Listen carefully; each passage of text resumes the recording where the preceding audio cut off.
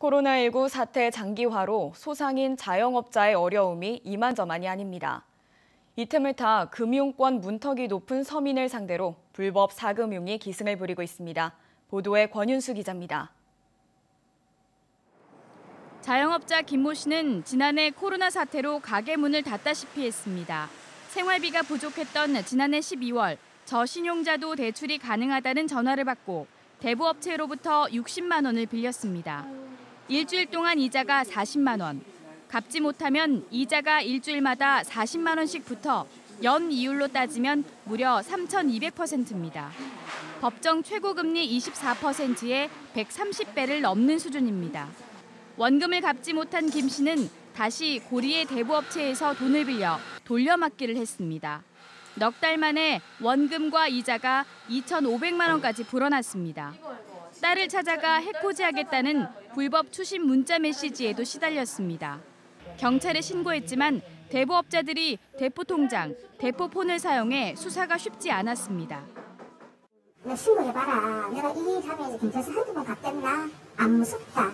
그러니까 10만 원, 20만 원 가지고 얘네들이 구속이 되겠어요. 뭐 하겠어요. 그러니까 그런 겁을 안 내는 거예요. 최근 코로나19 사태를 틈타 어려움을 겪는 서민을 대상으로 코로나 대출이다, 서민 금융이다라는 식의 문자나 전화를 통해 불법 대출을 유도하는 사례가 기승을 부리고 있습니다. 사태가 심각해지자 지난해 6월 금융위원회와 금융감독원, 경찰청 등 관계기관들이 불법 사금융을 뿌리 뽑겠다며 대책을 발표했습니다. 경찰청은 지난해 11월까지 6개월 동안 불법 사금융 행위를 집중 단속해 전국에서 4,100여 명을 붙잡아 49명을 구속했습니다. 대구에서만 70여 명이 붙잡혀 3명이 구속됐습니다. 대한법률구조공단은 사금융 피해자를 대신해 변호사가 불법 대부업자를 상대하는 채무자 대리인 지원제를 시행하고 있습니다. 채무자에 대한 방문이나 문자 등을 통한 변제 독촉을 하지 못하도록 채무자 대리인 선임 사실 통지를 하고 추가 변제금에 대한 부당이득 반환 청구, 파산 면책, 개인회생동도 이렇게.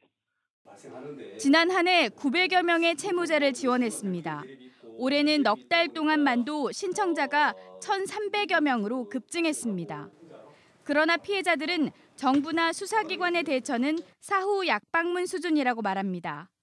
애초 불법 사금융에 손을 내밀지 않도록 금융지원제도의 보완이 필요해 보입니다. MBC 뉴스 권윤수입니다.